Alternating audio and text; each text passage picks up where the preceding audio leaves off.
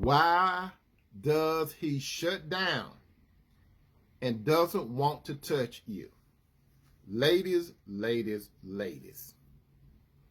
If you're in a serious, committed, and covenant relationship already, or you desire to be in a serious, committed relationship with one good man, I do emphasize one good man, you're at the right time to listen to me. So just sit down and listen. I have counseled many of you in private. Now I'm going to help those of you that are willing to listen to me. You're going to put your feelings aside. It's a must that you put your feelings aside and listen to some facts, okay? Because I'm going to take you into the mind of a good man, not a bad man. So I'm here to encourage you by expounding and not explaining to you on how to break down the walls of a good man shutting down on you and not wanting to touch you.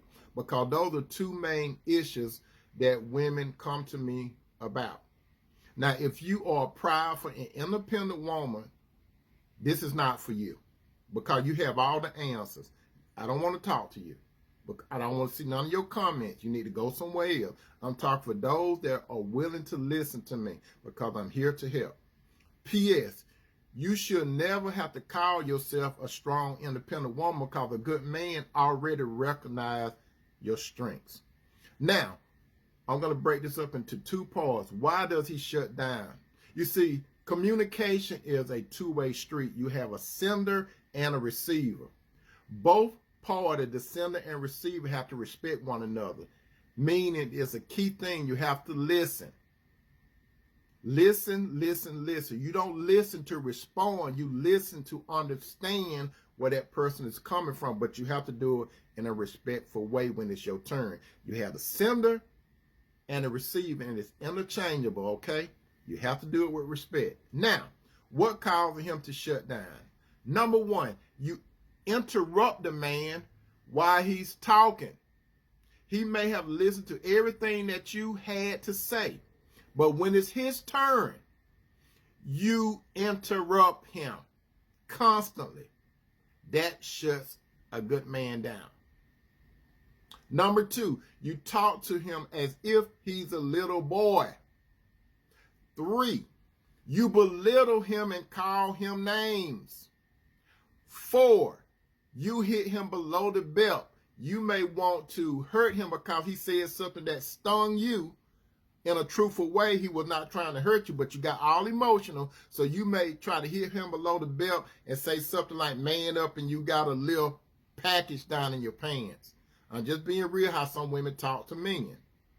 5, he knows that you're going to spread the news even though you don't work at CNN or neither one of these other news networks. Spreading the news, you talk too much. You're a blabbermouth. And it's going to circle back to him. He can't trust the little thing that he say to you. Number 6, you threaten him based on something that you know he have done that could possibly get him in trouble.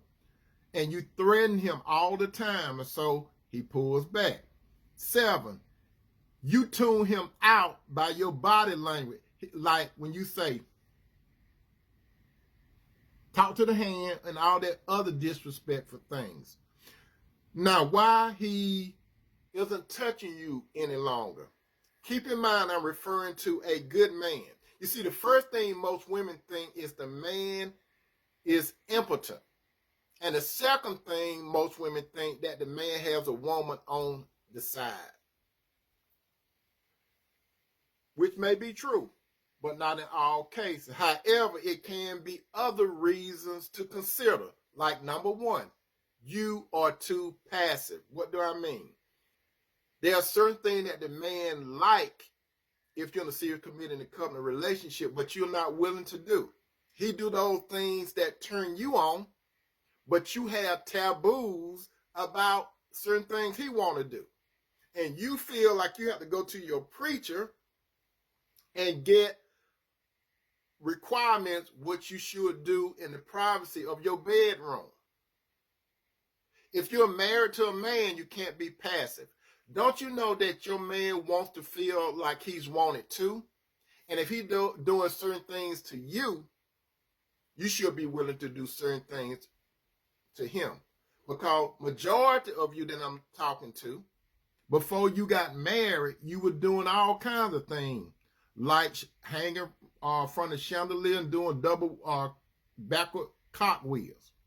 Number two, you have turned him off mentally by opening your mouth and saying foul things. That's what some of you have done. Now, in order for a man to want to touch you, he has to be stimulated in the mind. That doesn't mean that he's impotent. Some of you ladies, you instantly think, like I said, that the man is physically impotent when he has to be stimulated with his mind, which goes to you too passive. Men want to feel wanted. You're going to have to do something. You can't be too passive. Why does he always have to make the first move? And I said this earlier, a good man shut down doing verbal communication. If you have had an altercation, you have mentally turned him down. 4, he may know that you are cheating on him, but he moves in silence. He have not brought it up, but he knows. And let me put a dime right here in the meter. Some of you ladies, just because the man have not confronted you with cheating, that doesn't mean that he doesn't know. So, since you are giving yourself to another man or men, he don't want to touch you.